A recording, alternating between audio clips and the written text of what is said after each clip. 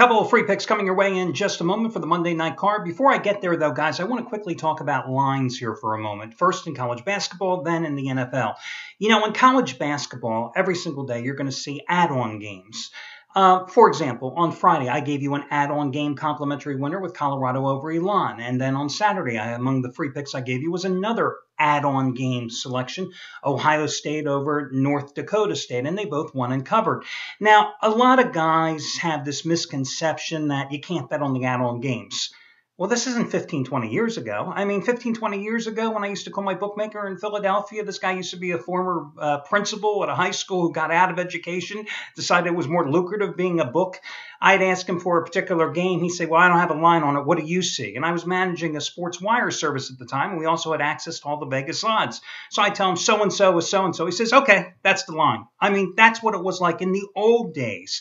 But 99% of you out there are probably not in Vegas, probably betting offshore, and 99% of you have got to be able to have these lines from your offshore books. And if your books don't have them first thing in the morning, generally they're going to have them later in the day. And if your books aren't offering offline games, perhaps it's always time for you to start looking around for another book, because there is value to be found in the offline games. The odds makers don't pay nearly as much attention to it. It's limited action games, but you can win in them, guys. And that's why you'll find some handicappers, sometimes myself, guys like Scott Delaney, Chris Jordan. You'll find Craig Davis is another one. You'll find them occasionally venturing into the offline games. It's not an everyday occurrence, but it's a now and then thing, and there is value to be found. Now, in terms of NFL lines, yesterday, once again, came into play. How many times have I said it? My wife can repeat this verbatim. You always buy the half point up or down, and when the line crosses 3, 4, 7, and sometimes 10. Aren't you glad? Chris Jordan with his latest 1,000-star best bet winner in the NFL yesterday with Arizona, with Tennessee coming back to tie the game in the closing seconds, told you to go ahead and buy the half point down on Arizona -3. Instead, it was -2.5, and of course, they won by a field goal in overtime against the Titans on the road, and he picked up the win, as you did as well. In my own case, guys, last night or yesterday, I had a 15-dime play, which pretty much is right there at the top of my rating scale, as you know, on the Carolina Panthers. And my specific instructions were, if you get Carolina at 10.5, you buy down the half point. I didn't tell you to buy off the 10. I didn't think that Carolina would be close with the Jets. And yes, I'm a little annoyed that Ron Rivera left points on the table when he opted in the third quarter to go for it on fourth down, like at the 12-yard line, and Cam Newton's pass was incomplete, costing them a chance to put 3 points on the board that ultimately would have led to the cover. But the bottom line is I'm more than happy to walk away with a push.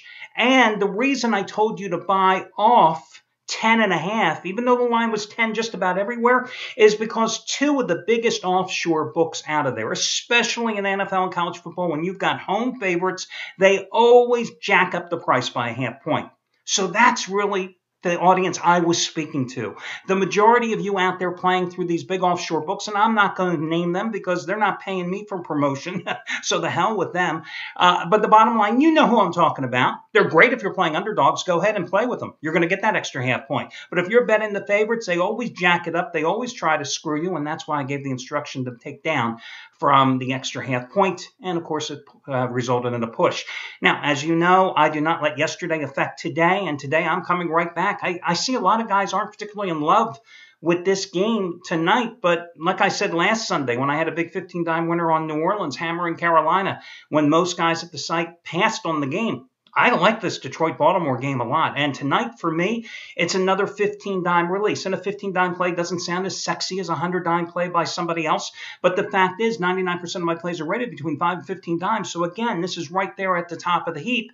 And so far this season, even including yesterday's push, I'm 11-3-3 with those 15-dime plays. And truth be told, I'm really 13-1-3 with it. Or I'm sorry, 13-3-1 with them, because a couple of them I counted here as pushes, even though I won and I think the majority of you won. So it's my Monday night interconference lock of the year on the Ravens and Lions, just as strong as the 15-dimer I gave you with the Saints over Carolina last Sunday. And then, of course, 2 Sundays ago was the 49ers over St. Louis. And 3 Mondays ago was my Monday night game of the year, was San Francisco taking care of business easily at Washington. So that play is just as strong.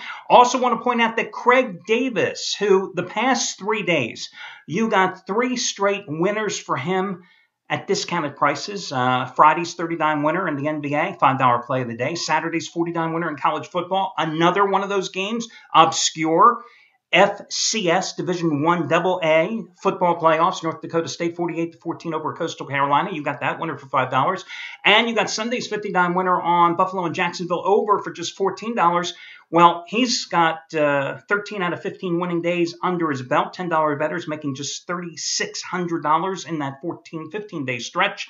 And tonight he's going for his 6th consecutive Monday night winner. And FYI, Craig Davis and I were on the same side of tonight's game. Just wanted to give you the head up. Listen, guys, you want to save money tonight? You can save $23 off a single purchase simply by using coupon code SAVE23. SAVE23. Now, in terms of your total tonight, quick congratulations going out. First of all, to Brad Wilton, who yesterday hit 150-dime winner number 2 in a row. San Francisco 33-14 easily over Tampa Bay. Of course, last Monday night, 150-dime winner Chicago crushing Dallas. $10 better, up $9,490 since July. Today, 60-dime winner number 37 out of 55. It's his interconference total of the year. Baltimore and Detroit over under. You can save $85 on the purchase of this play simply by using coupon code BRAD85. BRAD85. And FYI, Scott Delaney, from whom yesterday you got his second biggest NFL release of the season, his 80-dime winner on Arizona, Tennessee, easily over the total, and you got that play for just $9.95 yesterday.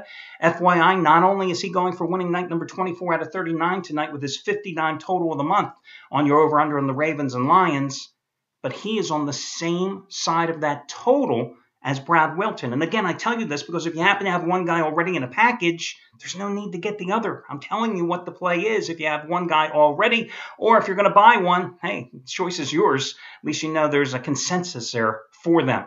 Also going to turn to Shawn Michaels. Shawn Michaels, yesterday. Oh, man, 18 seconds to go. Washington scores at Atlanta, costs him the 100-dime winner on the Falcons.